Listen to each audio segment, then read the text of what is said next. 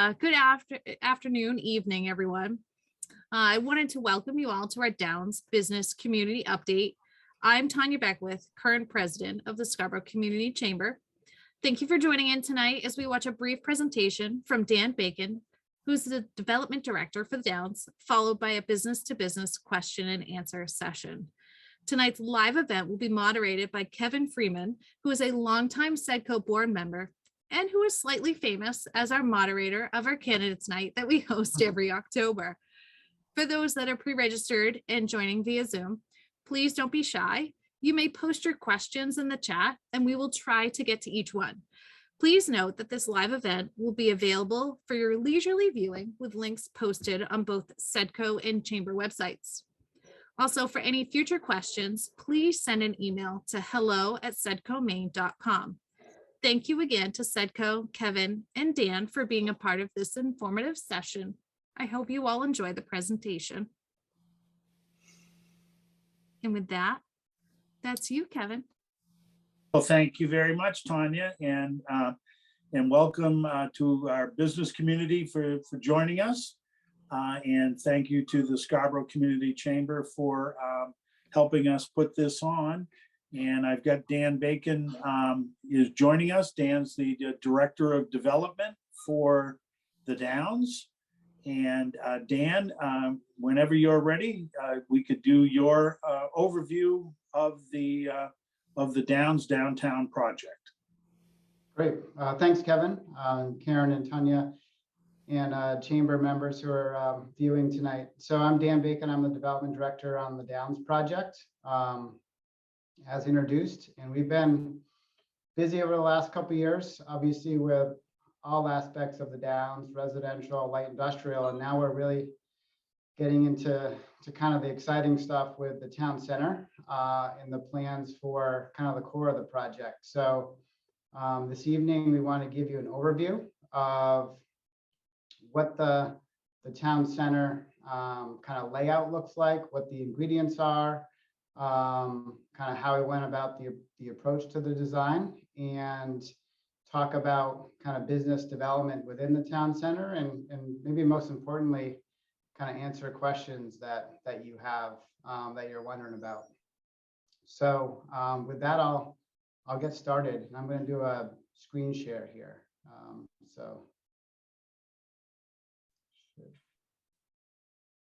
Kevin, you see that okay? Yes, we can. Okay, great. I think most everybody knows where Scarborough Downs is, but I always like to kind of start with kind of where are we in Scarborough and Greater Portland.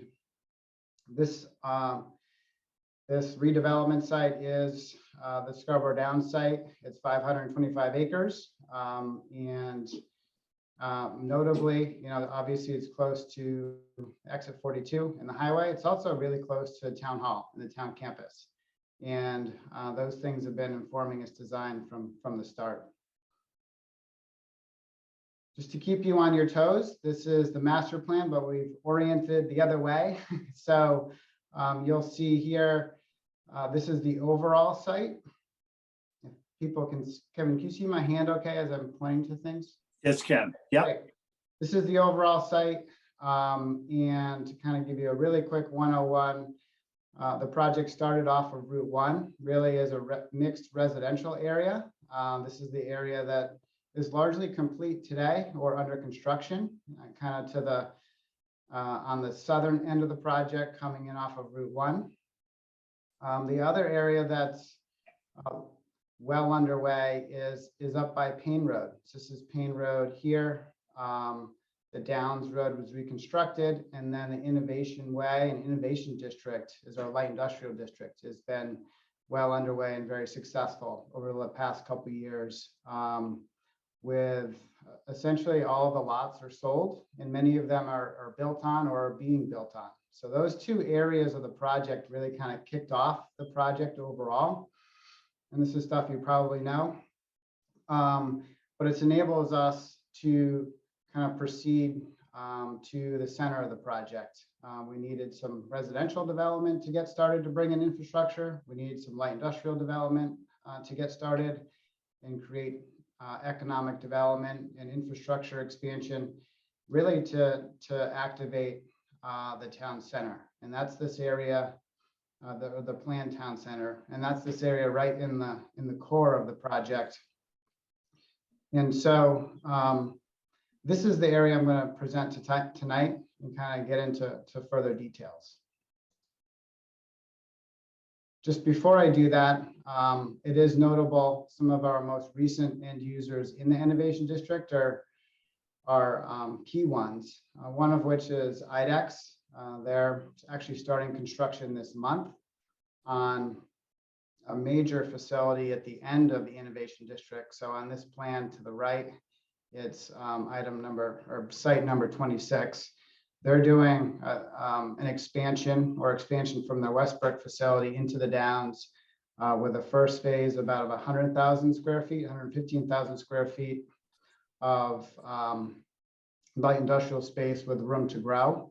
And the other notable end user that's going to be really the gateway to Innovation District is Costco. And Costco is going through permitting right now. We're really excited to have them as a key anchor on the Payne Road end of the project, which brings a lot to the business community and to the region for that matter. And also as a bit of a catalyst in terms of drawing folks and visitors into the town center, which is just off the screen. So back to kind of the town center, and I'll describe kind of the location within the project and also really kind of a key access point to get into the planned town center. So you can't see this here.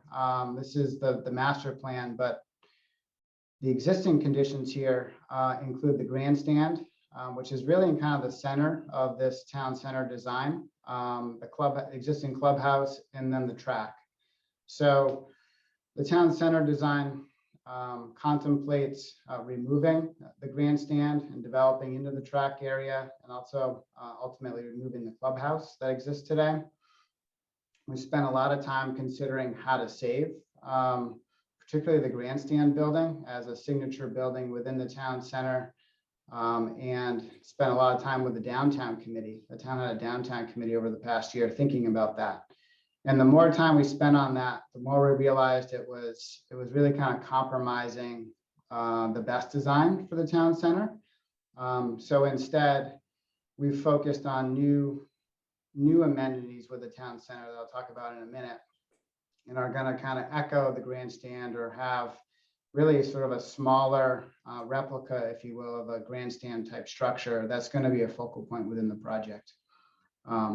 But this location within really the heart of the Downs, with good access to Payne Road up by the Costco site, and very good access to Higas Parkway with a new road connection out to Higas Parkway, and then up to exit 42, up to Payne Road, but also down south to Route 1 is really going to be the gateway into the town center. And we're right now working with the planning board on a subdivision to create the first leg of this roadway, to create commercial lots on your way into the central core of the project.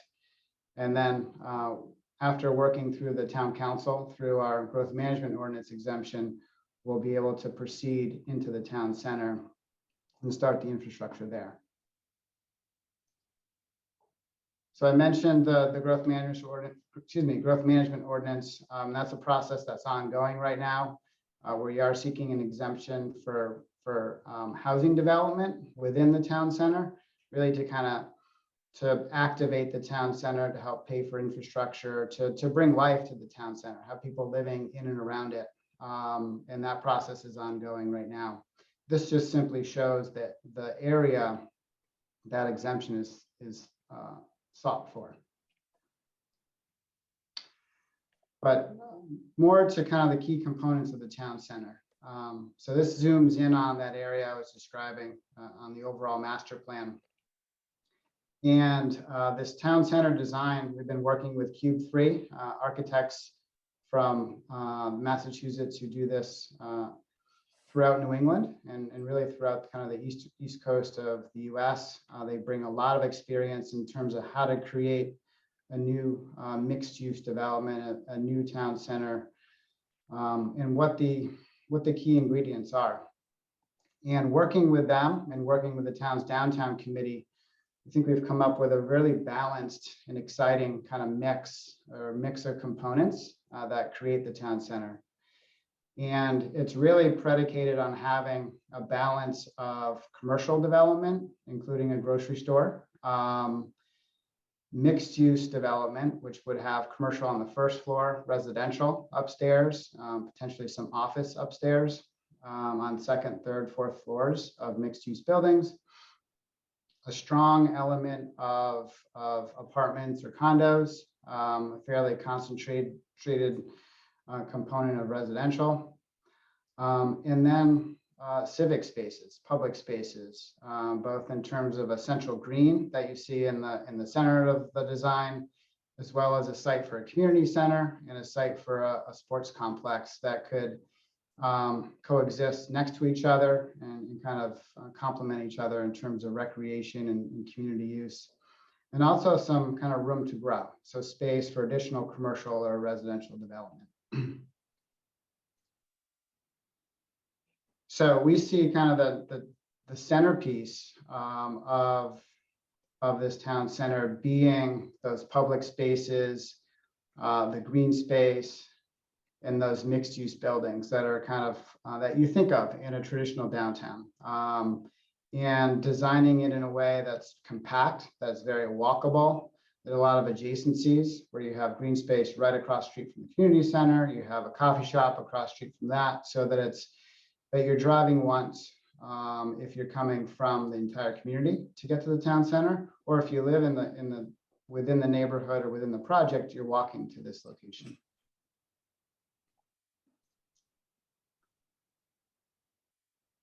So this slide highlights that kind of central green. This is something we talked a lot about with the downtown committee over the past year, and having this common gathering place, and having amenities within it, and organizing the project around it. So again, rather than organizing the project or the center around the old grandstand, we're really focusing on this kind of central civic space as being the anchor and a catalyst for visitation to the town center, and a major amenity. And you can see here with the labels, the various activities planned around that kind of central core, whether you have the recreation and community center, you have a residential focus on the top of the screen and to the right here. And we have mixed use development right on kind of the main road, which would still be Scarborough Downs Road. Potential for some office off on the side, as well as a grocery store. And then more kind of commercial focus kind of coming in and out from Higas Parkway.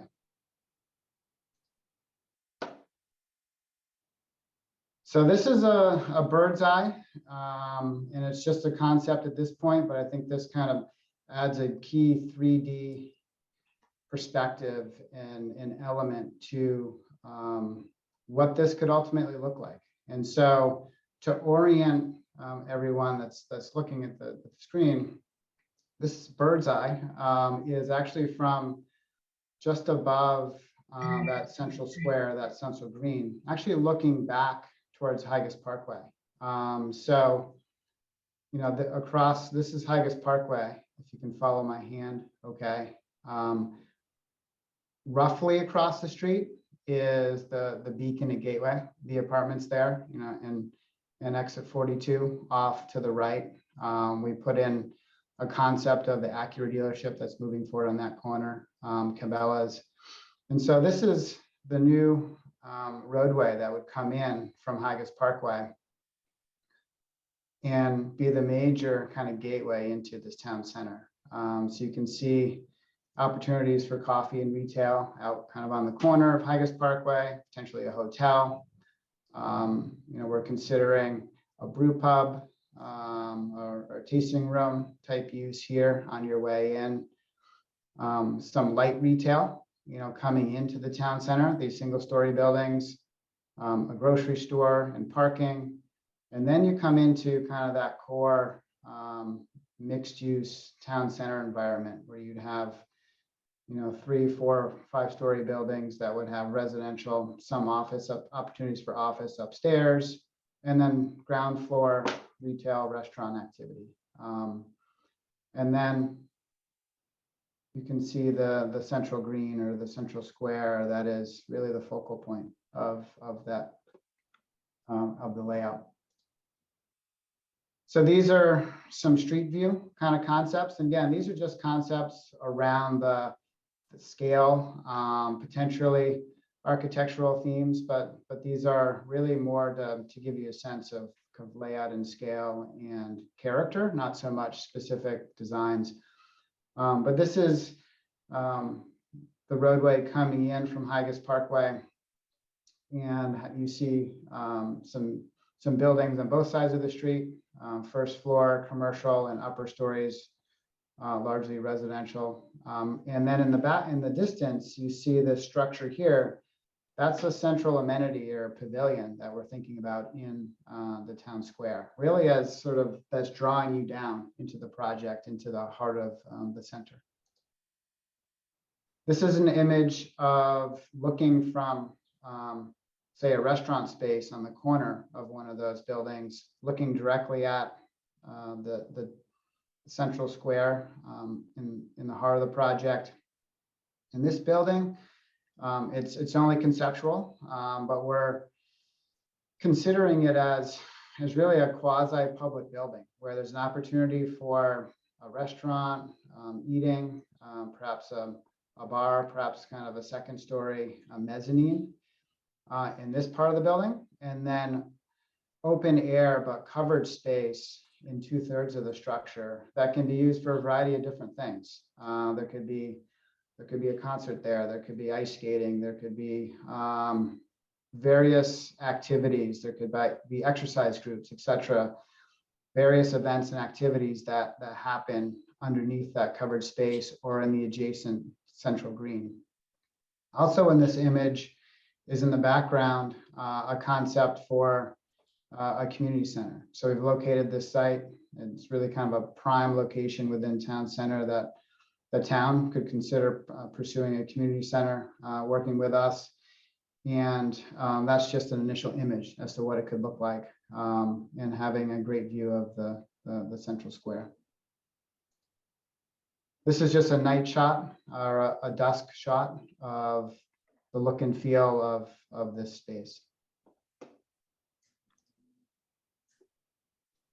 These are provided by our architect, and they're not specific to our proposal, but they're just giving you kind of the ingredients we'd consider working with the town in terms of activating the public space within the heart of the project. So making it kind of interactive, multi-use, and comfortable for people to visit and gather, to use in different ways.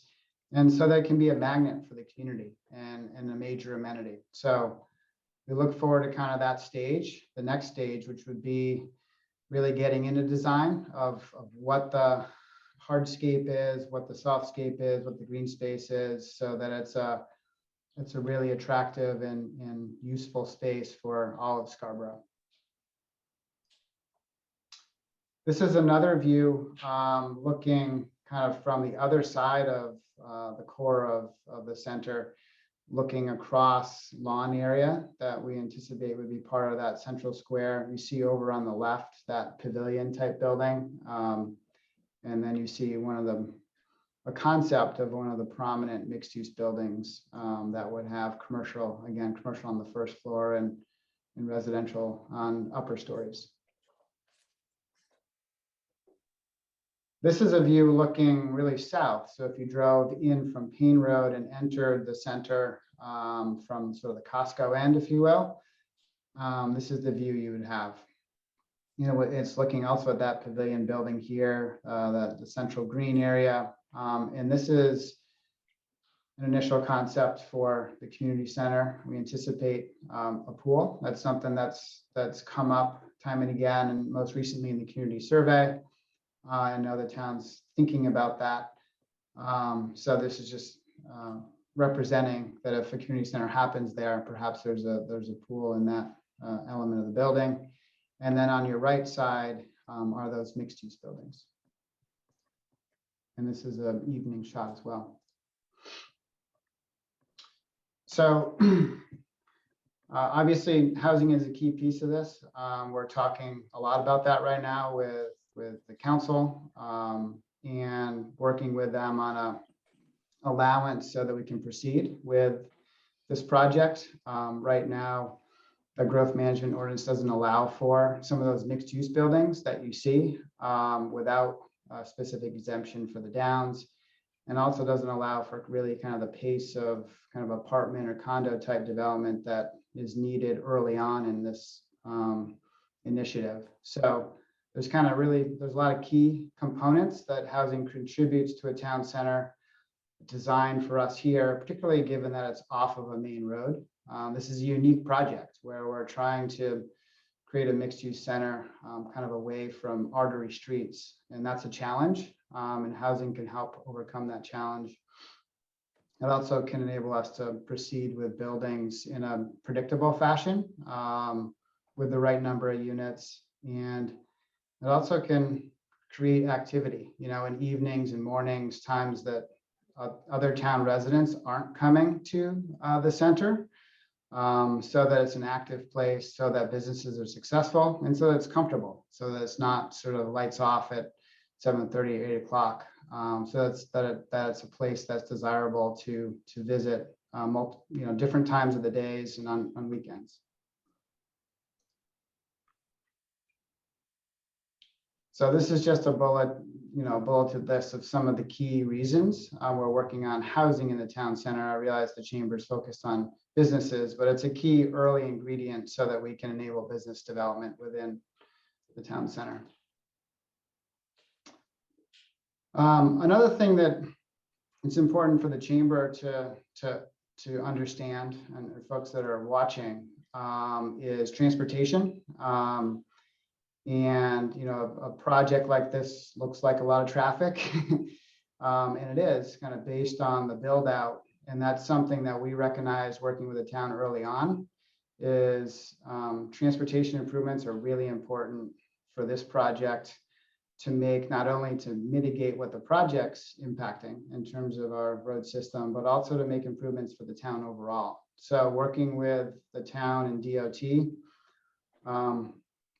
we have a very comprehensive traffic permit that we received, and it actually accommodates the existing traffic that we're already generating, but also the traffic planned or needed that will be generated, I should say, for the town center and other areas of the project. So this is kind of a micro thing that outlines the trips that we have approved and how they're allocated in the project. But suffice to say that we've permitted the traffic for at least the majority of town center development. And we're already starting kind of transportation improvements starting this year. And it's a big deal for the town. It's a big deal for the project. So we're making improvements first up by Payne Road, that gateway into the project. By Innovation District, we're also making improvements at Exit 42 this calendar year. And then we have a very comprehensive set of other requirements that we're going to be making next year and the year after.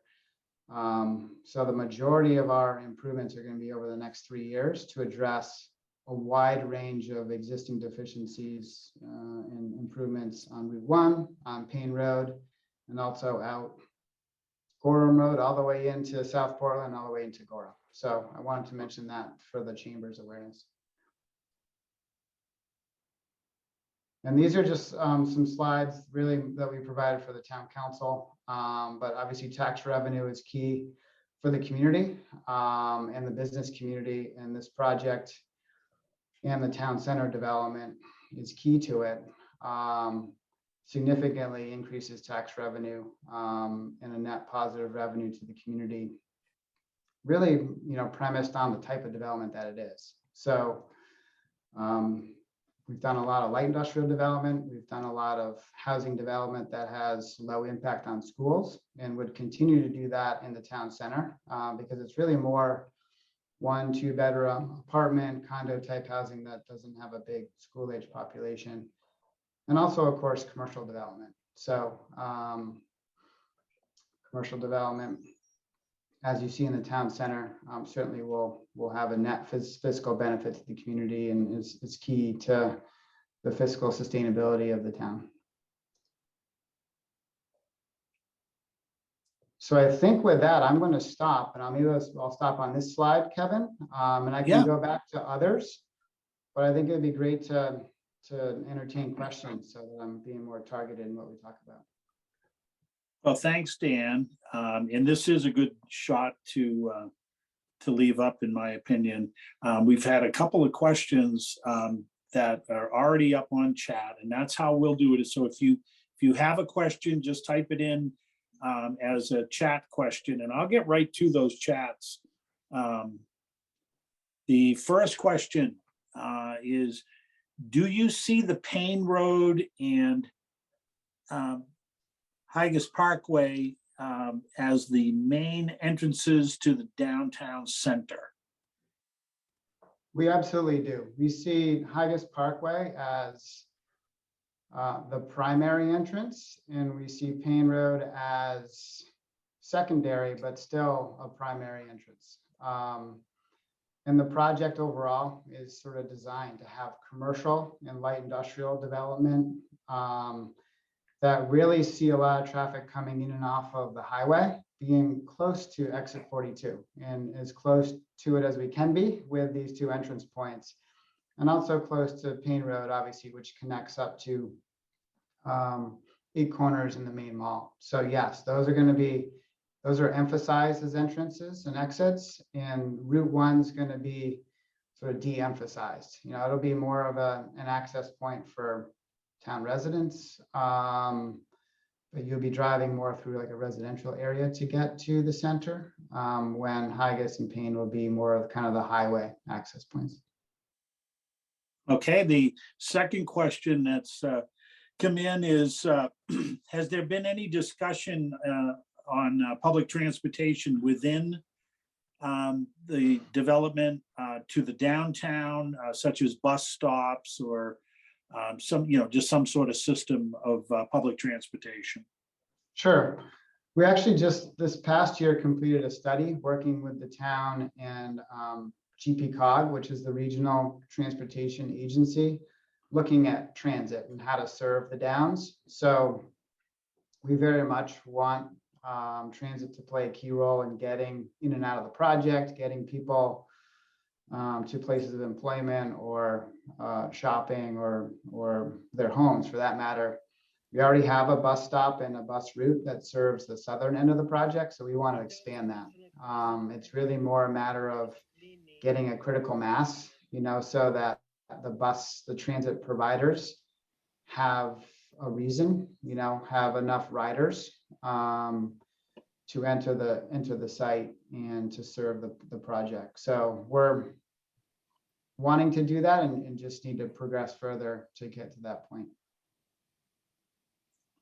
Dan, it looks as though you're talking 8 or 9 multifamily residential buildings, 3 to 5 mixed use buildings with first floor commercial retail spaces, and maybe another 5 or 6 buildings as they come up that up from Higas Parkway. Yeah. What do you see as the mix? I mean, are we talking local businesses, or is this something that would be national chains? What's your thinking of what type of businesses you'd have in there? So we're anticipating somewhat of a mix, Kevin.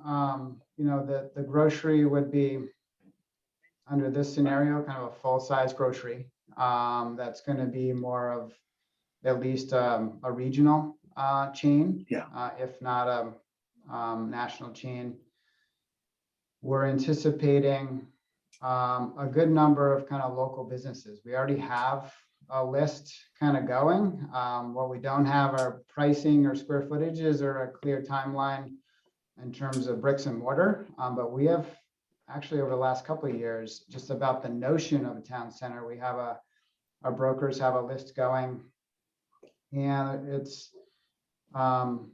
fairly heavy on kind of local ideas for food, restaurant, kind of specialty retail. And so we anticipate kind of first floor of the mixed use buildings, maybe being more kind of local, if you will, or regional. And then those buildings you see coming in from Higas Parkway, those could be a mix of local and national. There's going to be likely some kind of franchise or national end users that want to coexist with a grocery store, or want that visibility on Higas Parkway. So we anticipate a mix, but it could be kind of the town center could really be more of a local flavor, and then more national or franchise sprinkled in the closer you get to the main road to Higas Parkway. Dan, a question came in about the mixed use housing. Do you see that as being affordable, luxury? And let's also throw in their workforce, because you're going to have a lot of people working over in that innovation district and in the downtown itself. So how would that mix be of the housing types that you'll have in there? Yeah, we anticipate a mix of them all, Kevin. We're actually talking to an affordable housing developer or new entity, actually, that would provide affordable housing for the disabled. It hasn't been done in Maine yet. It's a new organization. We're really excited about working with them. They love the town center. I think it's a perfect location for their population. So that we're hoping that comes together, timing wise, and as an early phase. So we're going to provide affordable, within this town center. We also anticipate a mix of workforce and kind of maybe more luxury. And we've done a lot of workforce under the kind of the private market so far in the project, because we're able to do multifamily buildings, condos, and apartments at a scale that makes it sort of efficient to deliver those price points. So we see that continuing, but also to help finance the project, to provide a mix of unit types. We anticipate there are going to be some that are more luxury, so that we have multiple price points and also have, the ability to deliver on the affordable. We need to have the right price points on the upper end to help kind of subsidize that. Dan, when you presented to the SEDCO board, the question came up about Costco versus the grocery store. And is Costco the grocery store, or is the grocery store separate? And there is a question tonight asking for how that all works out. Sure. So Costco is separate. Costco is planned up on Payne Road. So if you're driving in today from Payne Road, you're entering the project to the left. That's where immediately to the left is where Costco is going. And they're going through review right now. This grocery store would be a different end user, and they'd be located, as you can see here, right on the edge of the town center. And they would be more of I would say, more customary kind of supermarket or grocery store. And we see that being kind of a key anchor and draw, day to day for shoppers into the town center, that we hope can also enable the restaurants and the smaller retail to be successful based on that activity. Okay. There was a question that came in asking about how the exemption request doesn't unfairly disadvantage every other. Please explain how the exemption request doesn't unfairly disadvantage every other developer in the so-called downtown zone as well as the rest of town. Karen Martin, are you available on this one? Hi, sorry guys, there's another meeting that is broadcasting on the channel, some like Senate meeting with international delegates. So I can't Thank you talk very with much, you Ms. guys at Secretary. all. I now invite Mr. Oliver. Okay, I don't know if Okay. you can hear the other meeting. To present. yes, I can, as you're saying it, yes. I mean, I can have a few words, Kevin, in that Sure, Dan, if you'd like the to attempt it. exemption isn't intended to take development potential or growth permits away from other projects. So the exemption would not use, growth permits that would be available to others in Scarborough, but also within the, maybe the adjacent areas, if I understand the question correctly. Yeah, I think it's But because shouldn't- the downtown zone would include, well, let's just put it this way. How will you interact?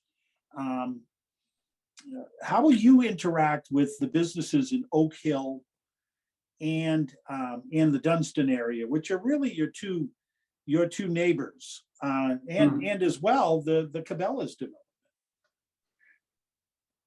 Right, we really want to be complementary to the businesses in the rest of the community. So in part, the clientele of the Downs is going to be partially residents living within the project, partially customers coming from Scarborough, and there's new retailers, new vendors that aren't already in Scarborough, that do different things or provide different services or different goods or a different restaurant experience, whatever it might be. And then with a sports complex, and I haven't talked too much about that, Kevin, but a sports complex and then Costco, those are really regional or sort of statewide, or maybe even New England kind of draws. Costco certainly is a regional one and a statewide one. In the sports complex, we're anticipating, and we still need to finalize details with this organization, but we're anticipating ice for a hockey facility, indoor, outdoor turf,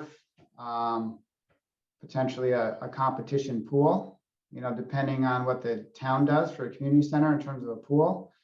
And those things draw in from the region, from the state, in some cases from out of state, in terms of tournaments. So we think the retailers here kind of benefit from that, but also Scarborough in general, in terms of lodging, in terms of other businesses. So if that answers the question, Kevin, that we see kind of complementing and being sort of a net benefit to the community, and offering different amenities or different destinations that aren't currently offered. So amenities for the community and the business community in general, but also amenities for the many people that reside within the Downs itself. Exactly. Yeah. Dan, over in Westbrook, there's Rock Row is in development. How do you, what's the difference between the Downs and Rock Row? There's a couple that stand out to me. The Downs is, I would say, more of a, I don't know if planned community is the right word, Kevin, but it's more of a community from a mix of development standpoint. So we have new neighborhoods that are being established, within the Downs, new residential neighborhoods. We're connecting to existing neighborhoods in Oak Hill. So we have more of kind of initially our first phase is more of a residential feel, at least along Route 1, certainly than Rock Row. And then on the other end, we have this light industrial kind of economic engine that's occurring, and will continue to occur in a strong employment center. Rock Row doesn't have really either of those. Rock Row, and then we're planning this, we're planning this kind of mixed use center that would be an amenity for all of Scarborough, as well as residents in the project. So Rock Row is really more of components of what you see on the screen. It's more of a starting as a shopping center, a nice one, mixed use kind of commercial center. And then they're growing towards some residential, probably primarily apartments, and then more office, they had concerts, etc. But they're, I would say, more of a commercial development. But also their location enables them to kind of proceed totally differently. They're in a shopping district. They're right on Brighton turning into Main Street there. They're on a primary artery. They're right at an exit. So it made sense for them to start as a commercial kind of shopping center development and then trend towards other things. It made sense, and we really needed to start with the phases we started with and kind of build towards a mixed use center.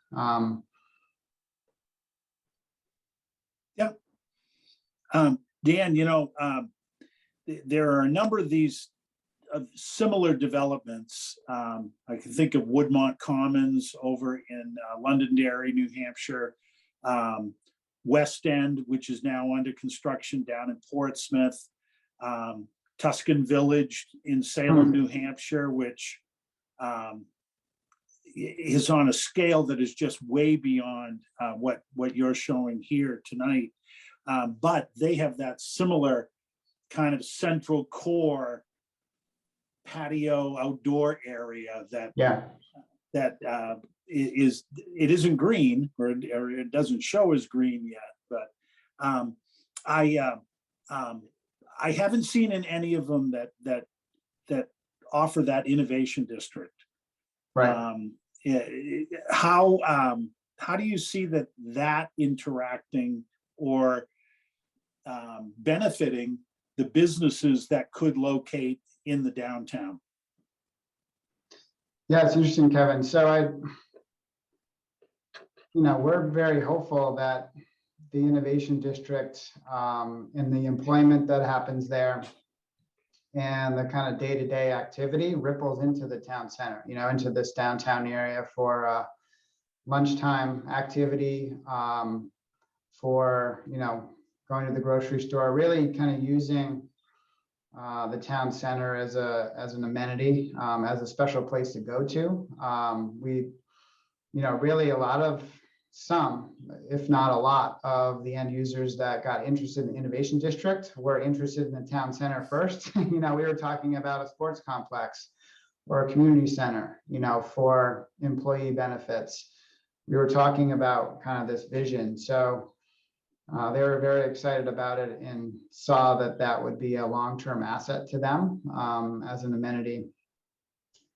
The other kind of key piece for the innovation district was the proximity to housing. We know what a big deal it is to have kind of housing choices and housing supply to employers, and it's become very acute. And that was part of our conversations with IDEX when we were talking to them before they decided to proceed, and other end users. It was a big conversation with WEX, when that was going to happen, is having housing supply and sort of that live, work, and play environment for employees, but also businesses and how they kind of benefit each other. We see them really kind of fitting hand in glove and complementing each other. The other thing that we see is expansion potential. Some of the businesses that have gone in innovation district ultimately will need an office component or will need expansion that doesn't necessarily, they may not be able to fit on their site.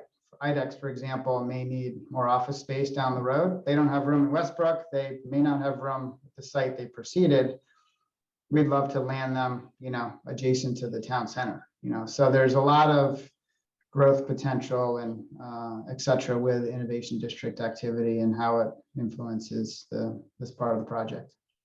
And one of the questions that came in is kind of in line with another one that came in about the spillover to and from the Downs to Eight Corners, the Payne Road corridor, where it's more of a regional type business mix with Sam's Club. You know, there'll be a Sam's Club and a Costco within a mile of each other. So, and then taking that out to exit 42 in the Higas, do you see you getting business from the regional aspect, and also, and at the same time, those businesses that are along 114 and 8 Corners and Payne Road, do they benefit from it as well, or even reaching down as far as Dunston? Oh, yeah. I mean, I think they play off each other and complement each other. You may be primarily going to Cabela's, you know, not Costco, but then decide to go to Costco, or you know, being drawn off the highway for one kind of key anchor, and you end up, you know, patronizing a small retailer or other key commercial user. So we definitely see that, and I think already there's increased interest around the Downs as well, kind of along Higas Parkway, with some land sales and some other development that's occurring to complement the project, and vice versa. And I can see the town center design and innovation really reinforcing exit 42 as a complement to, like you're saying, Kevin, 8 Corners and 114, you know, the whole Payne Road area closer to Main Mall, all the way up to Main Mall. So it becomes more of a regional economic area versus kind of a nodes, you know, smaller nodes. Dan, you mentioned the traffic improvements that we're going to start on Payne Road this year. Yeah. And I know from newspaper stories that it involves more than just Scarborough, the number of traffic improvements that you have to make as part of this agreement. Could you expand on that? Yeah, it's a significant undertaking, Kevin, and it's regional. So we're making improvements to every intersection, really, from exit 40 along Payne Road, from exit 42 all the way up to the Main Mall, by improving signals, coordinating them, making them adaptive so they work super efficiently, and then making significant intersection improvements at key locations. So the Muzzy Payne Road intersection, which has been a failing intersection, a high crash intersection for years, that's going to be totally fixed. We're responsible for a new signal there, a new alignment, turn lanes. We're making major upgrades to our front door on Payne Road, as well as Bridges Drive and exit 42. We're making improvements at 114 in Payne, you know, in front of Shaw's and the gas station there, again, all the way up into South Portland. And then on Route 1, I mean, Route 1's a big focus of our requirements, that the lion's share of that is this year and next, where we're working with the town and DOT on adaptive traffic signals, which again run super efficiently, coordinate traffic and react to the traffic on the street. So the northern segment of the corridor we're doing this year. So it's, what is it? It's blanking on, I think it's Town Hall up to Main Med.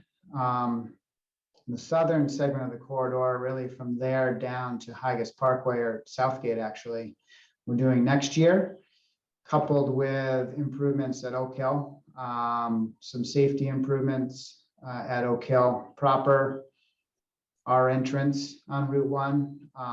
So really the main corridors in town are going to see improvements in the next 3 years.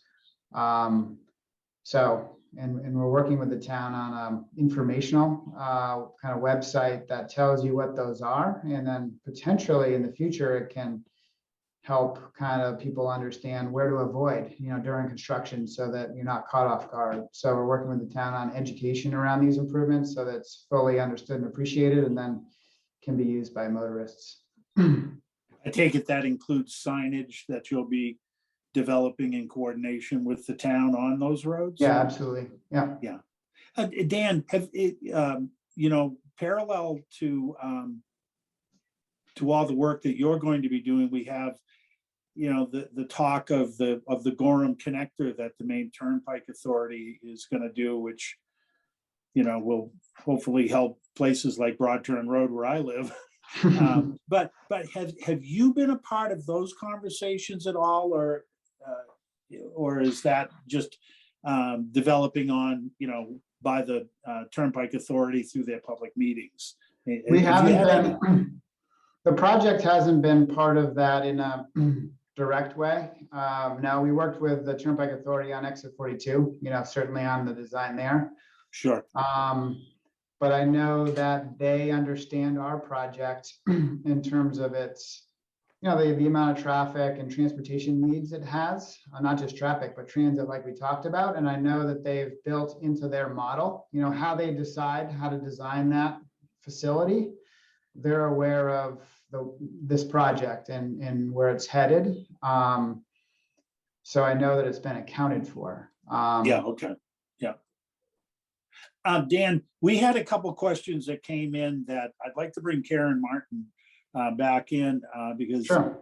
you offered to answer one of them, but there was another question that came in from the business community, and it says, how does the town council avoid the appearance of a conflict of interest because of their existing agreements with Crossroads Holdings by exempting one developer's plans in the case of creating a downtown, yet everyone else in town does not get such an exemption? Karen, are you available now? I am. Thank you, everyone. Apparently, we had a party line going, and I had to have the audio off, so I didn't hear anything that was going on. So, yes, on that, I just want to point out that the Downs happens to be the first exemption project coming forward, but the growth management ordinance does allow for and specifies the conditions under which exemptions can take place. So, we're looking at the Downs because they've applied under the exemption category, but others can take advantage of that category as well. The council did put that in the ordinance specifically, not just for the Downs. The one thing I will say is that there is an assumption that there will be some type of public benefit with regard to the exemption, and it sort of reads like the contract zone public benefit categories of elements. So again, the Downs is the first, but they will clearly not be the only ones seeking exemptions in the future. Okay, thanks, Karen. And did you have anything to add to the prior question, which was about how the exemption request doesn't unfairly disadvantage every other developer in the so-called downtown zone as well as the rest of town? Do you have anything to add to that? It's a little bit of the same. Again, yeah, okay. You can, it really is a council decision with regard to if somebody does need an exemption. But Okay. Again, Downs is the first going through this process under the new growth management ordinance. Okay, thank you, Karen, and glad you're back with us. Me too. It's a little stressful there for a minute. Well, especially when we needed you. We have one other question that has come in from the business community about timing. What's the best case scenario for when we might see retail open for business in the downtown center? Sure. So, obviously we've talked a bit about this exemption process, and we're hopeful that, we'll work with the council on a solution in that regard over the next few months. And so 2022 is really for us about design and permitting, Kevin. So kind of getting through the design and permitting process for an initial phase of the town center. I'll put my like Billy hat on and say, okay, we're going to be starting this year, with construction. But if it's not the end of this year, it'd be early next year with extending infrastructure for the first phase of the town center. And with that can be start of, the initial buildings, and that would be, we anticipate that would be a, 12 to 18 month build for a mixed use building. So, adding that up, I anticipate, it's COVID, so you lose track of what year it is, but 22, 23, so, early 24 would be initial occupancies. You could have first mixed use building, retailer on the first floor, a restaurant on the first floor, in the first half of 24. And coupled with that, we'd have some initial residential, and we're hopeful to have, a grocery end user starting up after that. Probably wouldn't be early 24, but it could be end of 24 or into 25. So it seems like a ways off, but not in kind of design, permit, the construction world. And we're eager to get started, frankly, so that we can have those tenants in that time frame. So Dan, if you were to come to an agreement to be able to move this phase forward, that infrastructure, I believe I've heard you say this before, that the route for the infrastructure is going to be down to the Higas Parkway for the connection point. Am I correct on that? Yeah, so you can see my highlighter. We're going to start this year.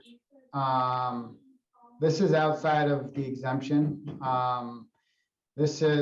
So I don't call this the downtown, this is kind of the entry in or the town center. But it's a really key piece to get started and have an access point and have some initial commercial development. So these two lots could be under construction for commercial if end users understand, the town center is coming.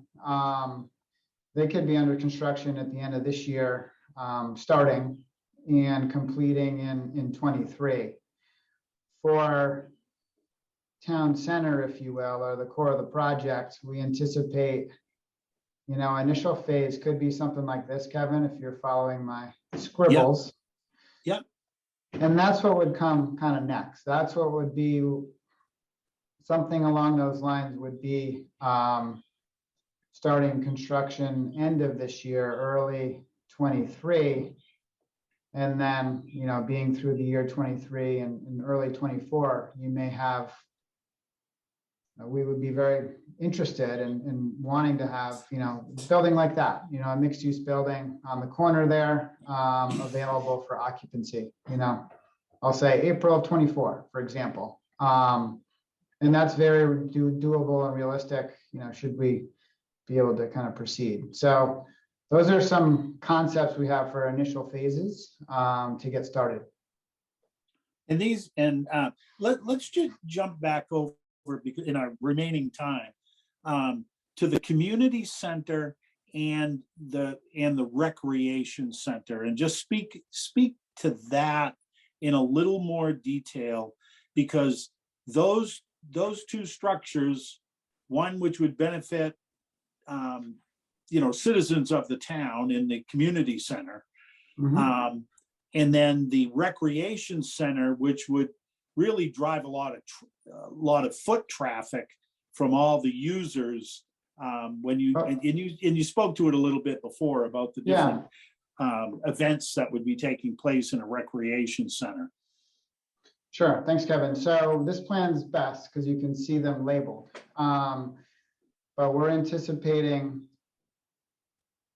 or we're planning on this site being a good one to work with the town and enable the town and the townspeople to make a decision on delivering a community center in that location. So that's a really hot item in the community survey that came out early this year. It was the end of last year. And preliminarily, it could include a pool amenity and could include senior space, childcare, other amenities to be determined by the town. That we would work on phasing to enable that to occur, when it needs to occur, should it be supported by the community. And so that really would be a destination for town residents for kind of those uses, senior uses, really all ages, meeting space, community services could be located there. And these are things that we've just heard from the town in idea mode and discussions. So that's the nature of that building, really to be determined, but kind of those types of amenities. And it's about 35,000 square feet. It could be more or less, based on initial conversations. The rec center really should be called maybe more of a sports center, if you will. That would be something that would serve the town as well, and really maybe the school department in a few different ways. If we work with the athletic department to provide ice for the hockey team, to provide some outdoor turf that could be used by the town, but it also sports clubs, like a soccer club or a lax club, etc.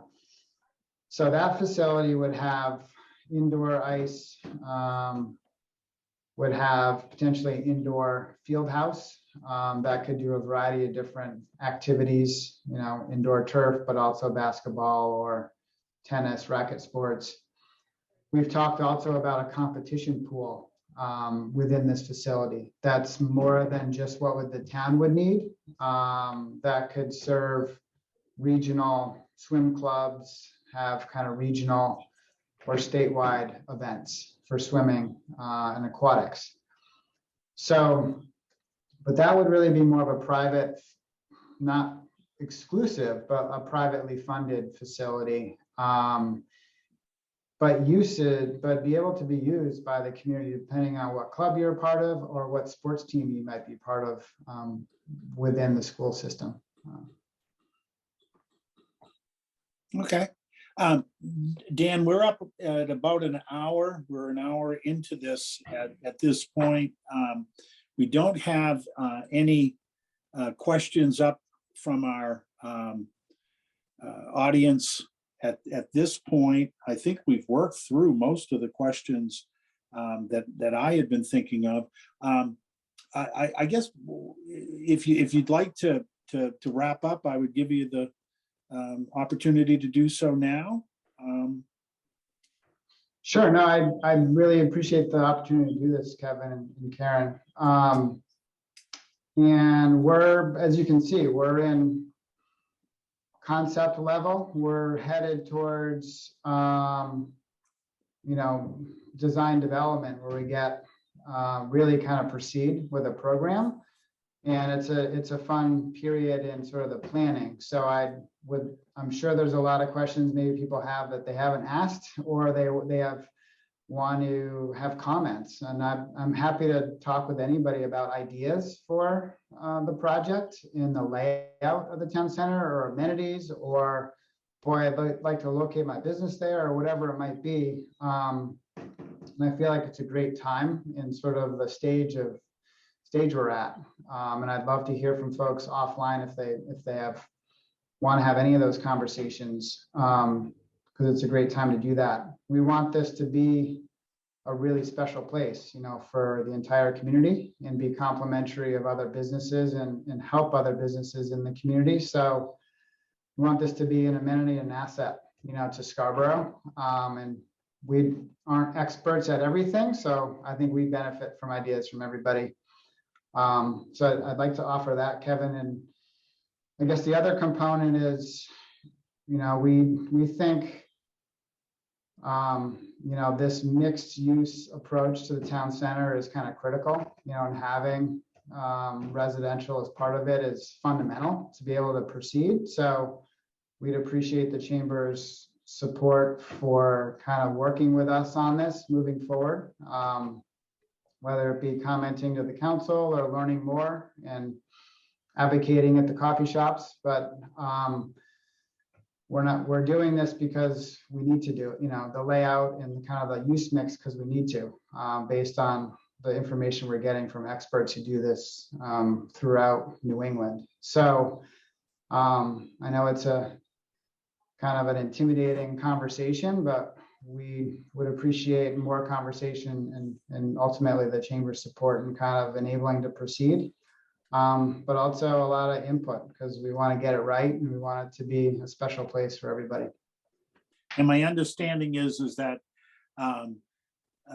the conversations with the council, with tomorrow night, there being a special meeting of the town council to bring consideration of next steps. Yes, there is a special meeting. I believe network. it's 5:30 tomorrow. That is a meeting that's being conducted. And then, of course, based on next steps, there's going to be additional, public hearings and council meetings to get input, and reaction to the proposal. Yeah. Well, given the way that this has been approached, the town council has really kind of moved this forward now to get the discussion continuing tomorrow evening, and which will then set, the process that you described of a public input and a series of hearings and meetings coming up. So it's exciting. It's exciting, and I'm glad to see that this is continuing on the path to make sure all the I's are dotted and the T's are crossed. Agreed. Yeah. Well, And so, anyway, yeah. thank you very much, Dan. We really appreciate you coming on with us this evening. Want to thank the Scarborough Community Chamber of Commerce and SEDCO for coming together with the Downs and all of the people that have participated tonight. If you have any questions, Dan, what's the best way to get to you? Probably email's the best, so Karen has it. I don't know the best way to distribute to your list, but email, and then I'm happy to hop on a call or meet with anybody in person as well. So I'd love to get additional questions or ideas, frankly.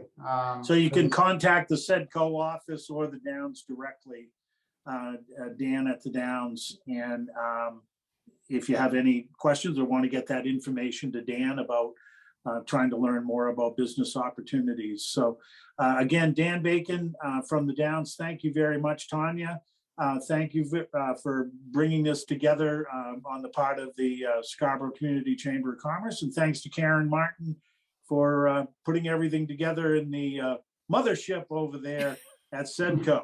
So Mothership had a few technical difficulties tonight, but we will have this.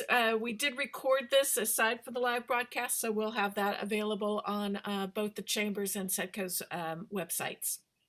Okay. Well, thank you very much. And it's time for dinner. So all right. Have a good night, everyone. Thanks, everybody. Bye. Take care. Thank you, Dan. Bye. Thank you, Kevin. Thank you.